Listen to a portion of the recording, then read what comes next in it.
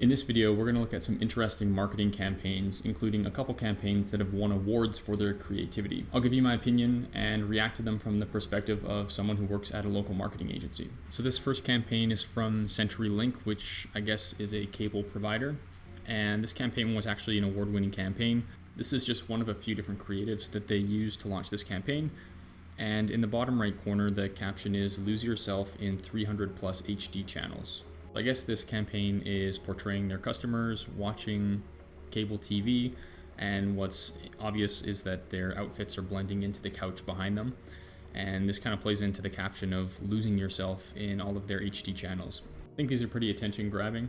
And if you think about what their value proposition is, by offering more than 300 channels, you have a ton of content that you'll never lose interest in. And so that's kind of the message with their caption. And so they're finding a very literal way of communicating that key message with their creative. And it's interesting because they don't even show what their product is specifically, but they're able to communicate that just through this photo. Here's a couple more variations that they used. You can see they changed up the environment in the background. They used different furniture, different demographic of subjects in the photos. So they had plenty to split test, I guess, and see which one performed the best. So it's a pretty interesting campaign, one that would capture my attention. Let me know what you think of this in the comments below. The second campaign I want to look at is from Warby Parker, who sell sunglasses and just eyeglasses in general. Specifically, we're looking at their Facebook ads. So you can see in the United States right now they have over 130 ads active in market. So they do spend quite a bit of money on their Facebook ads, it looks like. And they have quite a variety of different types of ads that they run. But there's one in particular I find pretty interesting. And it's this one right here. And there's a few different ads that promote the same offer, but it's a quiz.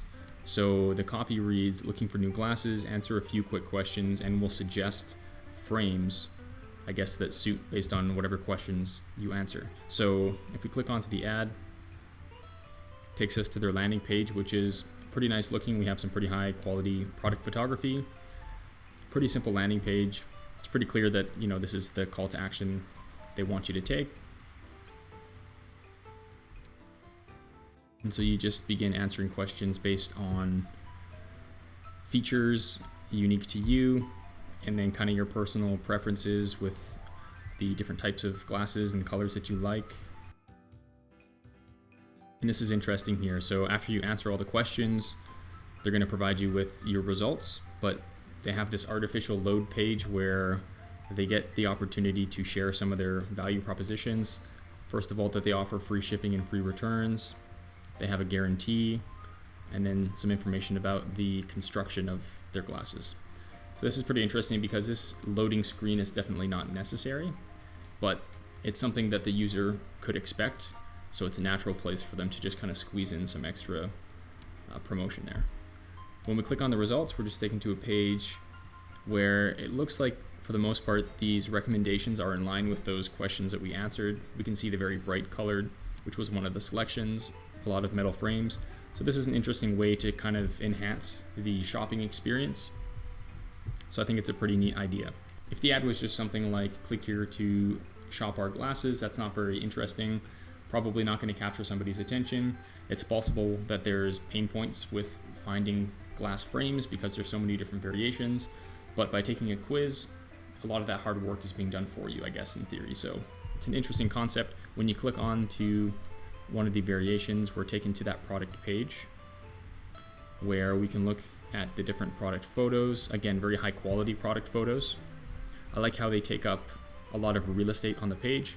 A lot of times you'll see very narrow margins and there's a little bit too much white space, but the product photo takes up about 2/3 of this page. So I like that, making it very prominent. There's not a lot of excess information. We have a few different sections. Looks like they're addressing some of the possible objections that customers might have, highlighting some of the value propositions. A lot of white space is being used. It's a very clean and professional looking site. And I believe you could probably just purchase these directly off the site from here. So again, there's some different options. Looks like you need to know what your prescription is, potentially, which I guess you would expect of somebody buying glasses online anyways. So in my opinion, it's a pretty good shopping experience, and that quiz idea is really interesting as well. The third campaign is from Spotify, which is a music streaming app.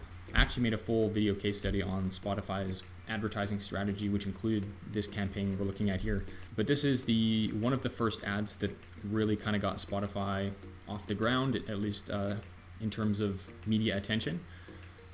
This is back in 2016, or at the end of 2016, where the company had bought, I think, 10 billboards in New York, and they went to their creative team and said, hey, how can we use these? Like, we need you to create the artwork that goes onto these. And typically a business will just, think about what their value propositions are. For example, Spotify has 40 million songs. So the obvious thing to do would just be to promote what makes Spotify unique. But what they decided to do was look at what really sets them apart from their competitors. What is their competitive advantage? And it's that they have a lot of data. They have over 100 million users who are listening to, tons of music every single day. And so they can take that information and tell some pretty interesting stories. And so that's what they decided to do with these billboards. With this one here, it says, "Dear person who played Sorry 42 times on Valentine's Day, what did you do?" So it's kind of a humorous ad that is using real data from their users to tell a pretty funny and interesting story. Here's another ad in that same campaign. "A dear person in LA who listened to the Forever Alone playlist for 4 hours, are you okay?" So again, pretty funny and interesting billboard campaign. Not only the people walking down the street would this capture their attention, but I believe this campaign generated quite a bit of publicity in like the newspapers and stuff like that. So I think the impact that they generated was much higher than if they had just promoted the amount of songs that they have. And then this actually also led to them exploring more ways of using data. And one of those ways was their Wrapped feature, or year in review. So if you use Spotify, you've probably seen this.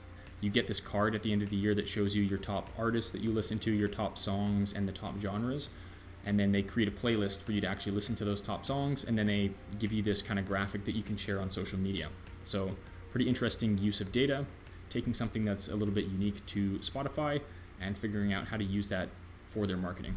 The fourth campaign is from Hubspot, which is a business tool. It's a CRM tool that allows you to manage the sales conversations with potential prospects or clients.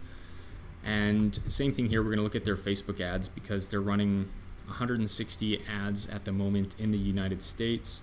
So they're spending quite a bit of money. There's probably something that we can learn from them.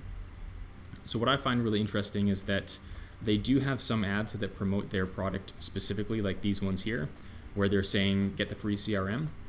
And so if we take a look real quick at their site, their product is pretty much just that CRM. And if we look at their pricing page, we can get a sense of who their target audience is and approximately how much money they make per customer. So they have this starter plan, which is $45 per month, and then it jumps up to their professional plan at $800 per month, and then enterprise at $3,200. So this is quite a bit different than most SaaS products you'd see, which are more B2C, and they're on the lower price end. So HubSpot targets more, B2B enterprise sized businesses, and so they're charging a lot more money. But what's interesting is that they promote their free version of their CRM quite heavily. You can see on their homepage we have that call to action here and here again, and here again.